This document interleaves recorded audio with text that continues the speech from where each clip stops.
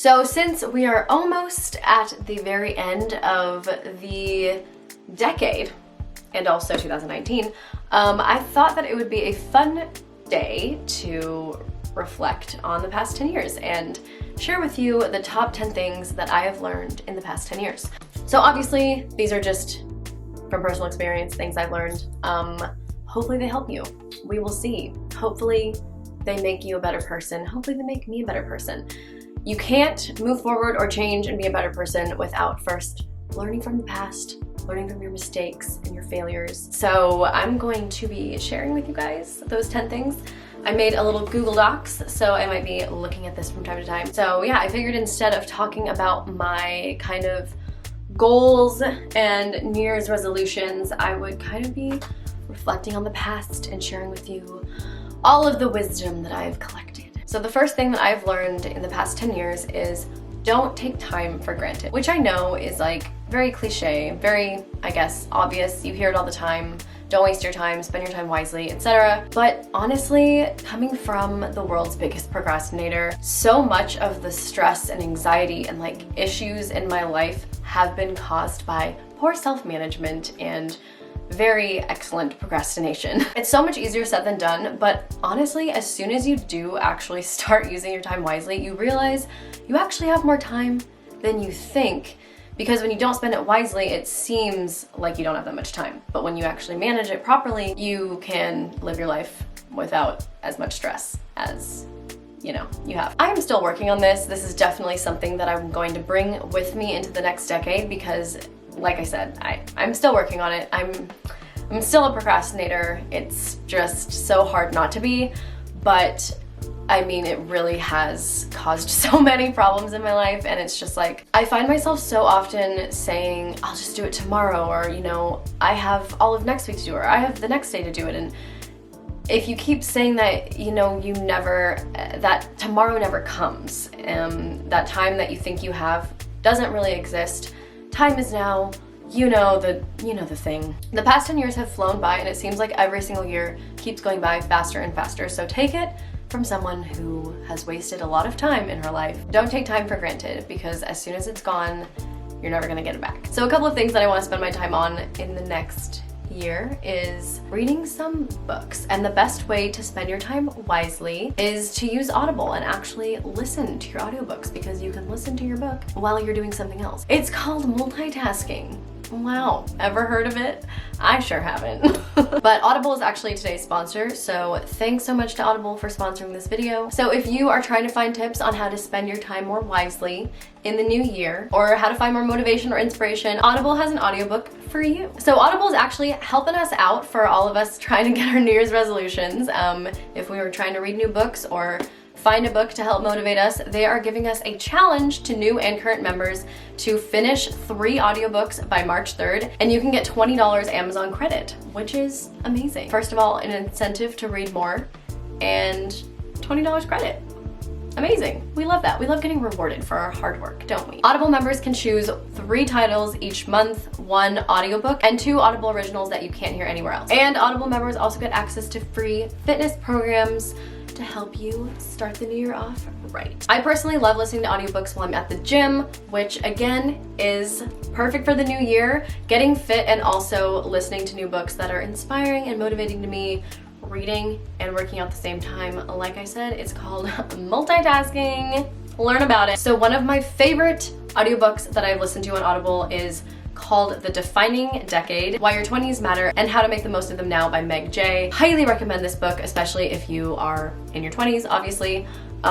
This book seriously changed my total perspective on just life in general and just everything, and I feel like it's so relevant to the new year and making resolutions, like basically this entire video, the concept of this video. So if you want to start listening to audiobooks now, you can get a 30-day free trial on Audible. All you have to do is visit audible.com/Angelina or text Angelina to 500-500 and you can get a 30-day free trial. Okay, so the second thing that I've learned in the past 10 years is face your fears, don't try to ignore them. Fear is something that is just part of human nature. We need fear. It's a necessary part of our survival. It's not gonna go anywhere. So stop trying to avoid it. Stop trying to ignore it. It's okay to be afraid. It's okay to be scared of change or scared to take risks or scared to try something new, or scared to get out of your comfort zone. That is totally fine, but what is not fine is allowing that fear to completely control and dictate your life. Be scared, be afraid, accept that you're scared, and then do it anyways. And again, this is something that I'm still working on. I feel like so much of the hesitation in my life to start or like do anything is based around fear of rejection, or fear of what people will think of me, or fear of failure. All of those things, it's like they're all things that are holding me back. And at the end of the day, what I'm most afraid of is to look back at my life and realize that I was too scared to do anything, and I didn't actually do anything with my life. So that's the biggest fear of all, and you're never gonna get anywhere unless you just face your fears. Okay, number 3 is spend more time in nature. It's literally as simple as that. I don't know how else to emphasize this, but spending time in nature is a vital part of our existence. And I was so lucky enough and fortunate enough to grow up with like a huge backyard and tons of like plants and animals to play around with, and my family would go camping, and so I learned the importance of being outdoors and spending time in nature from an early age. As we get older and we start getting bombarded by work and school and just life in general, and we move to a big city, and we're just surrounded by like the hustle and bustle, or even if you're not living in a city, it's still just like hard to find time to breathe. And when you're in nature, it like truly brings us back to our roots. And it can be as simple as just like walking outside for 5 minutes and just like standing in the sun, or like going for a swim, going for a hike, going camping, spending a week like out in the mountains or in the desert, or literally just going to the beach or something. Like seriously, like fresh air, get out of that smog in the city, get out of your house. Just go spend 5 or 10 minutes or a whole day or whatever, as much time as you need to, get outside. Like, I cannot emphasize it enough, but being outdoors and being in nature and just like being around like the silence and the freshness of it all is so grounding and just so utterly important. Just literally do it. The 4th thing that I've learned in the past 10 years is that most things aren't actually that deep. We tend to basically just create problems in our heads that don't really exist, or blow them out of proportion, make them seem way bigger than they really are. That's not to say that we don't actually have real life problems, real life issues. Like, of course, we all do. We all have problems in our lives. But at the end of the day, something that I always try to remind myself, as kind of nihilistic as it sounds, I like to remind myself to kind of bring myself back. Take a big step back and remind myself that we are all just little tiny, semi-naked, ape-like creatures roaming about on a speck of dust, floating through infinite space. That's about it. Life's not that, like, your problems aren't that important, basically. It's not to say you're not important, you are important, we are all important, but it's refreshing to take a step back and look at things that way and kind of give yourself a different perspective on life, because sometimes we just get so, like, such tunnel vision into our own life, like we forget that this whole other universe around us exists. So the 5th thing that I've learned in the past 10 years is that a well-balanced life is a well-lived life. Health is so much more than just diet and exercise. It is a lot more complex than that. But basically just the importance of health, but also the importance of finding a healthy balance between health and also like indulgence and treating yourself, and not feeling guilty about, you know, if you cheat on your diet for a day, or you skip the gym, or you have a night out, or you have a couple drinks and stuff like that. Because I have been in both places. I have been so focused on my diet and my health and exercise. I've been so obsessive about it that it has completely ruined my mental health. Like, yeah, maybe I was physically healthy, but I was so obsessive about it that it was the only thing that I thought about or cared about, and I just basically forgot about every single thing else in my life. My social life completely went off the rails, obviously my mental health, relationships and stuff, and all of that basically just fell through the wayside because I was so like obsessive about my health. But then I've also been in a place where I don't care about my health, and I basically just binge eat terrible food and lounge around and feel horrible and disgusting and gross all the time, and don't care about moving my body. And both of those things were very damaging for my mental health, and your mental health is just, if not more important than your physical health. So like I said, it's about finding a balance. I feel like this past year was definitely the year that I finally figured out that balance. Another thing, eat more plants, spend more time in nature, journal, read, write, spend more time with family and friends, and take care of yourself. Like, take care of your skin, take care of your body, eat healthy, but like, if you want a donut or if you want to like have a couple drinks every now and then, that's fine. You don't have to beat yourself up about it. Live your life, enjoy the pleasures of life, but also remember that your health is super important and that it's never too early to start caring about it. Number 6 is stop trying to find yourself. We've seen it everywhere on Instagram, YouTube, little quotes and stuff, is to like how I found myself, or how to find yourself, or you know, just finding yourself, whatever. I went traveling and I found myself, things like that. I get the like meaning behind it, like I understand the like metaphor kind of thing, but I think it's a little misleading because I don't think that you find yourself. I think whoever it is you're meant to be, or you think you're meant to be, or you want to be, it already exists. That person's already out there. That person already is in existence, and they're not lost. Like, you don't need to go find them. They're just waiting for you to create them. Create yourself. Get outside your comfort zone. Learn from different experiences. Try new things. Figure things out. Find your passions. Learn from mistakes. There's not like, you're not just gonna one day stumble upon this like realization of who you are, who you're meant to be. I think that we're often misguided into believing that all of a sudden one day you're gonna have an epiphany of like, this is my purpose in life, and like, this is the person I was meant to be. And maybe there's some people out there where that does actually happen to them. They just wake up one day and they're like, realize the whole meaning of life and like why they're here on this planet.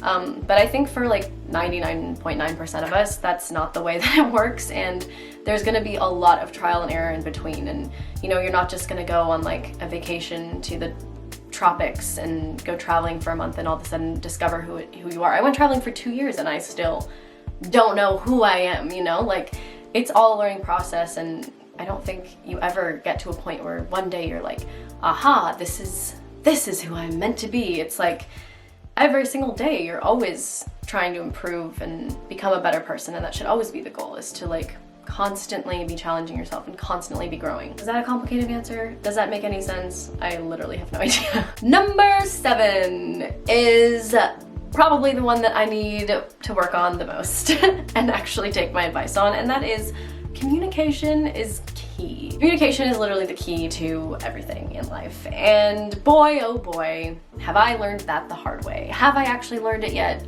I don't know, to be honest. We are working on that.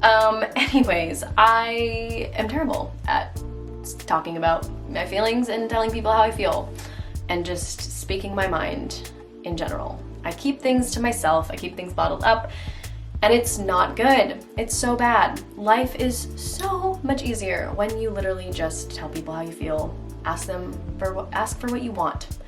Speak your mind, say what you think, instead of skirting around it, beating around the bush, being passive aggressive. I don't know what else to say other than communicate. Speak openly. Like, if people get offended about what you say or get defensive, don't take it personally. Just be truthful, be honest, be open.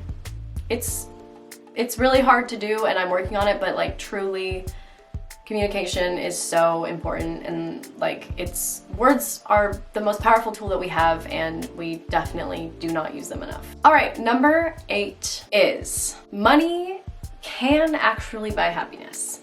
Now, this one took me a long time to realize. I actually didn't realize it until pretty much this past year, and boy oh boy, has it really impacted my life. I think we're always taught as we grow up that money can't buy happiness, you know? Like, we're kind of taught that people who have lots of money they're never happy with their money, and that can be the case, but people who don't have any money a lot of the time aren't happy either, because they're constantly stressed about money, and it becomes such a burden on them when you can't buy literally the necessities of life, let alone things to enjoy. Money is what basically buys all of the things that make us happy. Obviously not like friends and family and the very like core things, but simple things, even like coffee, like a nice cup of coffee. Traveling, experiences, going to the movies, nice clothes, cute clothes, gear to do our favorite hobby, a camera to start a YouTube channel, a phone to contact people, you know, like all of these things cost money, and money is how we do things. It's how we survive. It's an exchange of energy. It is a means to an end, and you get to decide what you want that end to be. And I always thought that the more money you had, the kind of worse of a person you were, and that people with lots of money are evil, and that money itself is evil and bad, and I just had all these negative viewpoints on money. And I've come to realize that it's actually the less money that you have, typically the more you think about it, and the more that money controls you, and the more stress you have. I've experienced being very broke before, and trust me, it was like the worst feeling ever. Is you feel you don't have freedom. You're out of control. Money controls your life when you can't buy anything or afford anything, and yeah, it's not fun. So I've definitely made money a priority. Obviously not in like a greedy sense, but in a sense that I feel now that I am deserving of money and I'm deserving of abundance, and it's not a selfish thing to say anymore. I don't have this like dreadful feeling or like shameful guilty feeling when I say that anymore. I'm like, I know in my heart that like money is a good thing and it's a tool, and I deserve money, and so do you. We all deserve money.